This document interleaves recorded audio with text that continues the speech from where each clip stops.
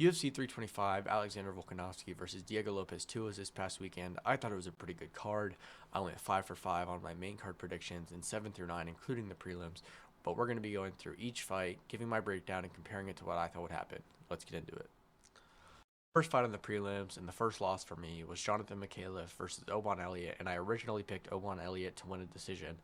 In my prediction video, I said that Oban's hands would be too much for Mikhailov, and I was kind of right in a sense. I think he won the first round just off of his striking, but he got too impatient, and you can see it from the second the fight started. Mikhailov threw that body kick. Oban caught it, fell into his guard, and I think that kind of showed the grappling difference there because he wasn't able to do much. He wasn't able to ground and pound. Mikhailov did a good job of keeping him in his guard, getting to the cage, getting up, reversing it, and getting out. And then weathering the storm when the striking came. Oban was throwing a lot of good combos. He was pushing pace really well. He was controlling the center of the cage, and Mikhailov just had to get to the second round, and he did. I thought Oban had a really good first round. He got a little overexcited jumping into the guard after catching that first body kick in the beginning of the fight. But in the second round, he just wasn't composed enough. He had good striking, was able to get Mikhailov against the cage, but he went for the body lock and tried to get into the clinch, which he shouldn't have done. Mikhailov does a really good job of reversing the body lock, getting it onto the ground, and being able to submit him from there. Oban really should have just pushed him back against the cage, taken a step back, and kept the fight on the feet. But yeah, that's just what happens sometimes, and it was a pretty good fight overall. I just wish Oban had not gone for the body lock against the cage in the second round. So yeah. Next up on the prelims, and the last loss I had for the weekend was Jacob Malkoun versus Torres Finney. And in my original prediction video, I had Torres Finney to win a decision. Looking back, I don't really know what I saw. I thought Torres would be able to wrestle him the first couple of rounds with dominant position and control time and get up on the cards. But he was just completely outclassed. Jacob Malkoun had a great fight. He looked great striking. He had a really, really good jab that was just slipping through the hands of Torres all fight. Torres just tired. He looked like he had no cardio. He looked like he was moving around in mud. I know there was a replay that showed he might have gotten a calf injury, a calf strain, something like that in the first round. I'm not really sure what went on there. But yeah, he was just completely outclassed. Jacob Malkoun looked great in this fight. His jab was slipping past Torres really well. He looked really good wrestling. Torres just looked tired. He didn't look like he had any strength. He wasn't able to move very well. So yeah, great performance by Jacob Malkoun, and Torres, you better get on the treadmill. Next up on the prelims, and starting a great win streak for your boy, was Cam Ralston versus Cody Brundage, and I originally predicted Cam Ralston by second round TKO, and that's exactly what. So yeah, it was a great prediction by. I thought Cam had a pretty good fight. He did really good at controlling the middle of the cage, pushing Cody back slowly, striking from distance really well, using kicks, keep pushing that distance, keep getting him against the cage so he could strike from distance and pick apart Cody. I'm not really sure what the game plan was. If I were you, I would have gone in there with a lot more threats of a level change, make him uncomfortable. Cam really comfortable that entire fight. The only times when he doesn't is when you were against the cage and you would just come charging at him, throwing wild combos, swinging from everywhere. And I think that should have been the focus. You're not a more technical striker than Cam. You're smaller. He was going to push you back against the cage. So yeah, I think that the game plan really should have been a lot of level changes, like threaten them so much, feint them, feint. Keep doing that. Make him uncomfortable, keep pushing back. But yeah, you just let him control you the entire time. Let him push you against the cage.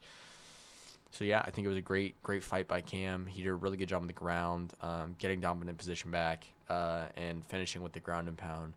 Cody Brundage, though, I think it might be time to retire. So let's move on to the next one. Last up on the prelims and next in the win column for me was Junior Tafa versus Billy Elikana. And in my original prediction video, I had Billy Elikana by second round submission, and that's exactly what happened. I was surprised by Junior Tafa in this fight. I thought he fought really well. His striking was really, really good. I thought he had good pace in the first round. He did a really good job of stuffing the takedowns. At one point, Billy Elikana got a rear body lock up against the cage. He was able to attack the Kimura, reverse it, and get out. So that was really good. He was able to keep it on the feet. The only thing I didn't like was there was 3 or 4 times in the round where they got booed because Junior Taffa would slowly back him up against the cage. Elikana would be stuck there, and instead of just throwing some big strikes, trying to strike from distance, have some nasty combos, they both would just reset and go to the middle of the cage. I know Taffa was scared to get into the clinch because he'd be able to get taken down by Elikana. But when you have someone up against the cage like that, especially in the first round, when you're putting good pace on them, landing good strikes, I don't see why you'd give up that position. So yeah, I mean, once he got on the ground, Junior Taffa really had no chance. But I thought he had a really good game plan in the first round, executed it really well. But I think he just gassed out and wasn't able to defend the takedowns anymore. So yeah, overall, good fight by Junior Taffa, but good performance by Billy Elikana too.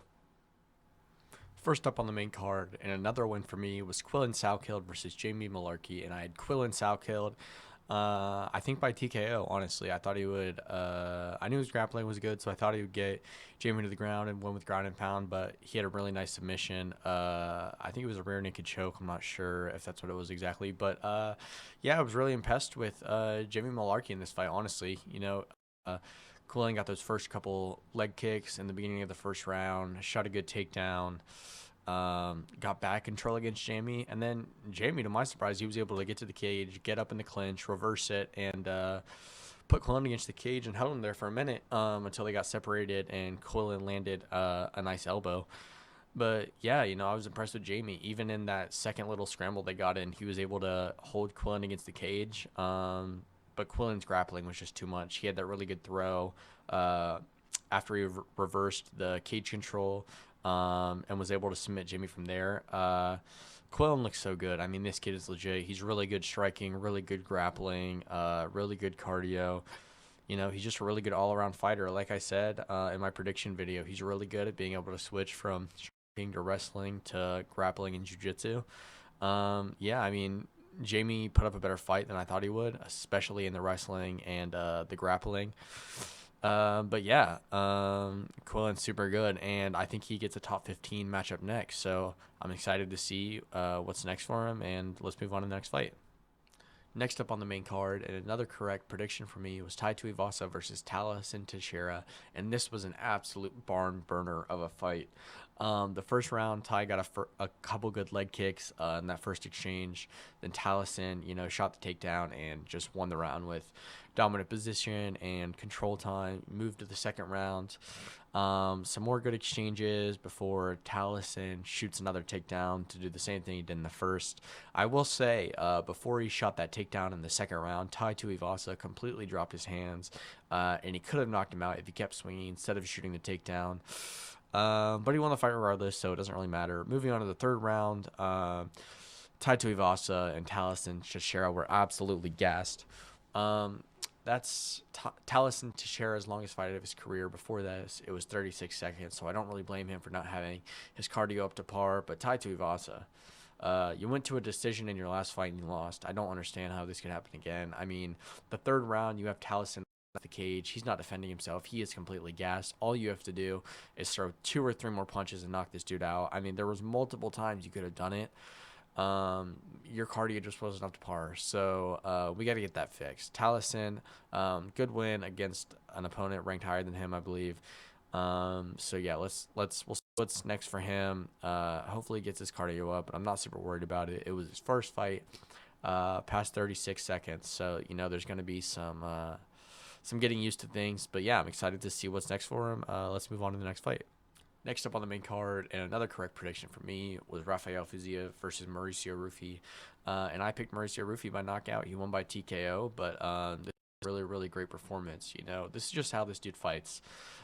He takes his time figuring out what his opponents are going to do, and then countering it. It's perfect. In the first round, you could see it. He was really slow, not throwing many strikes, but he really came on in the end of the first round. I thought Fiziev had a pretty good fight. His leg kick, his body kicks are ridiculous, but Rufy was just really quick in the first round, being able to, miss a lot of those strikes, check a lot of the leg kicks, stuff like that. What I really would have liked from Fiziev is to see some level changes or maybe a takedown. He threw one in with his Gaethje fight, and I think it was kind of unexpected, even for him. But regardless, it was another wrinkle in the game that I think could have given him an advantage against Rufi, especially when there's a guy like that who likes to take his time figuring out his opponents and counter strike. But I thought Rufi had a really good performance here. I'd like to see him against a top 10 guy next. The lightweight division's really stacked.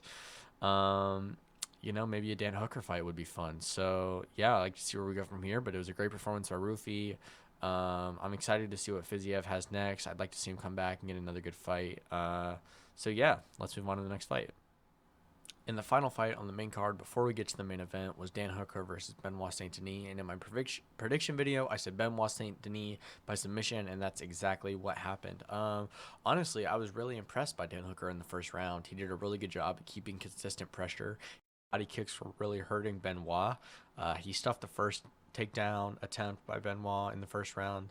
On the second one, he was able to jump a ghillie, and then they kind of went a scramble on the floor, and he was able to get back up to his feet.